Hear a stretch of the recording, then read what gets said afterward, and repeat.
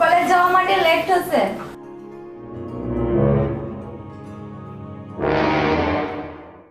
હા મહારાણી, તમારો નાસ્તો તૈયાર જ છે.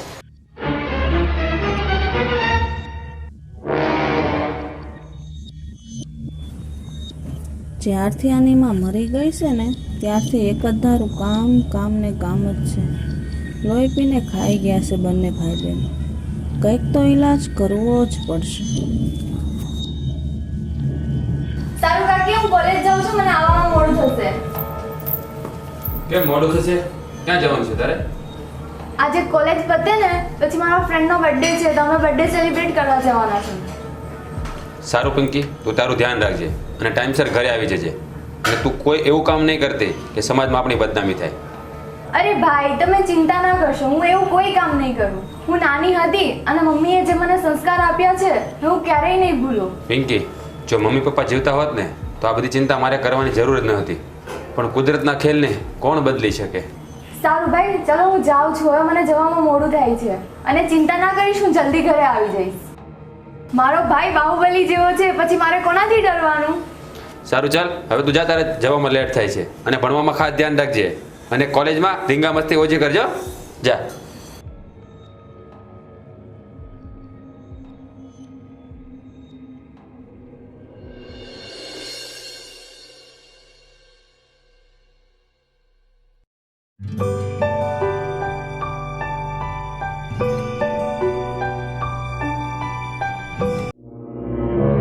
આમ ટીવીમાં હું મોઢું ગાલીને બેઠી છું. આ વાસણ કોણ તારો બાપ ઉટકશે?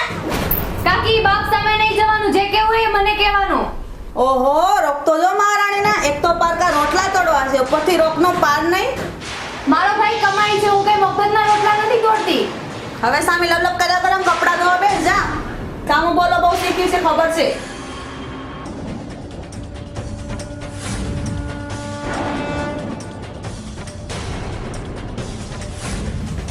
અરે તું શું એની પાછળ પડી છે?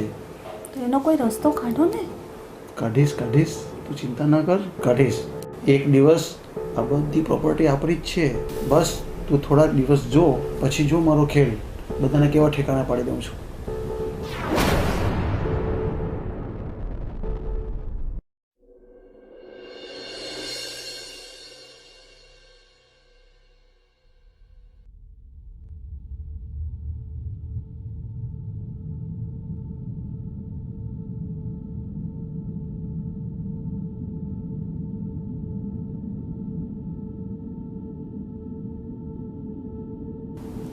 એકવાર વકીલ કાગળિયા તૈયાર કરીને આપે ને એટલે હું રાજની સહી લઈ લઉં.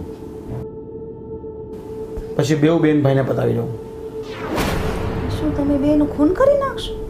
ના, હવે તું પણ સમજતી નથી. આપણે રાજને રોજ દૂધ ભેગું શું આપીએ છીએ? દવા. એ દવાથી જ રાજ ધીરે ધીરે મોત તરફ જઈ રહ્યો છે. એટલે એ પાવડર ઝેર છે? ધીમું જહેર.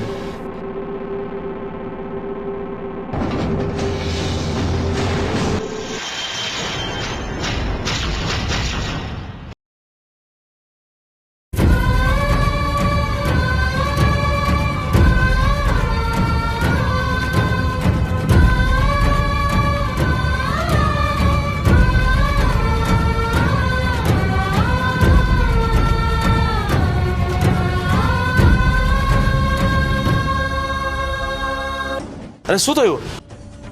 આનંદભાઈ, હું મારા ભાઈ પાસે જાઉં છું, મને જવા દો. થયું છે શું? બોલતો ખરી. અરે પિંકી, તું અહીંયા? આનંદ, શું થયું છે આને? અરે પણ શું થયું છે? વાત તો કર. શું થયું છે? કાકા કાકે તને કઈ કીધું? ભાઈ, તને કાકા ને કાકી મારી નાખવા માંગે છે. શું? આ શું વાત કરે છે? આવું તને કોણે કહ્યું? કાકા ને કાકી ત્યાં રૂમમાં વાત કરતા હતા, મેં સાંભળ્યું. એ તને રોજ દૂધમાં ધીરે ધીરે ઝેર આપે છે. એ આપણી બધી પ્રોપર્ટી હડપી લેવા માંગે છે. રાજ, હવે તમે બંને ઘરે ના જશો. મારા ઘરે આવતા રહો. ચલો. આવું છું. તું અત્યારે ઘરે જા. હું એ નાલાયક કાકાને સીધો કરીને આવું છું. બેસ પિંકી ચાલ.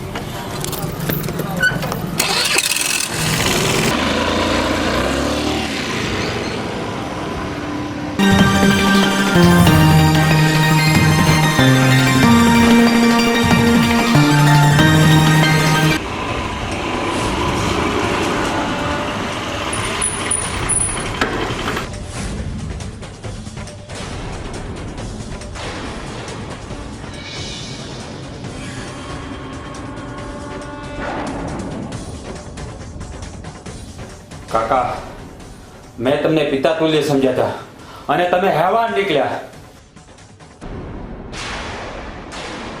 અરે બેટા, કેમ આવું બોલે છે? લાગે છે તને મારા વિરુદ્ધ કોઈ ભડકાવ્યો છે. મને કોઈએ ભડકાવ્યો નથી. આજે મને તમારી અસલિયતની જાણ થઈ ગઈ છે. આજે મારી આંખો ખુલી ગઈ છે કાકા. તો તને મારી અસલિયતની જાણ થઈ ગઈ એમ ને? તો મારી વાત પણ કાન ખોલીને સાંભળી લે. હવે હું તારી બધી જમીન પચાવી પાડીશ. કાકા, તમે મારા બાપની જગ્યાએ છો. જો સામે ચાલીને માગ્યું હોત ને તો મારી માલ મિલકત, મારી દોલત હું બધું તમારા ચરણોમાં ધરી દેત. અને તમે મારી સાથે દગો કર્યો અને તમે મને દૂધમાં ઝેર ભેળવીને પાયો કાકા. હું મારું ધારેલું કામ કરવા માટે મારા છોકરાને મારતા પણ ન જ કામ, તો તું વળી કઈ બલા છે? એ બધું સમજાઈ ગયું કાકા, પણ મારી મિલકતમાંથી તમને બેવને એક ફૂટતી કોળી પણ નહીં મળે. એ વાતનું તમે ધ્યાન રાખજો. હવે હું આ ઘર છોડીને જાઉં છું.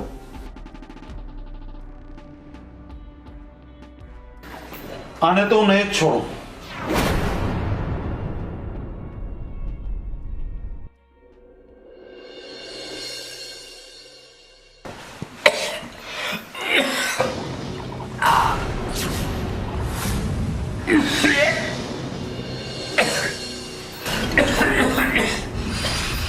ભાઈ શું થાય છે તને? ભાઈ શું થાય છે તને? શું થયું પિંકી? પિંકી તું એક કામ કર, તું પોલીસ સ્ટેશન જા, કમ્પ્લેન લગાવ અને આને હું હોસ્પિટલ લઈ જાઉં છું. મારા ભાઈને કઈ થશે તો નહીં ને? તું ચિંતા ના કર, એને હું કઈ ન થવા દઉં. તું જા, ફટાફટ જા. તું જા, મારા ભાઈ વગર નહીં જીવી શકું. ચિંતા ના કર, જા, હું એને લઈ જાઉં છું. જા, ચાલ.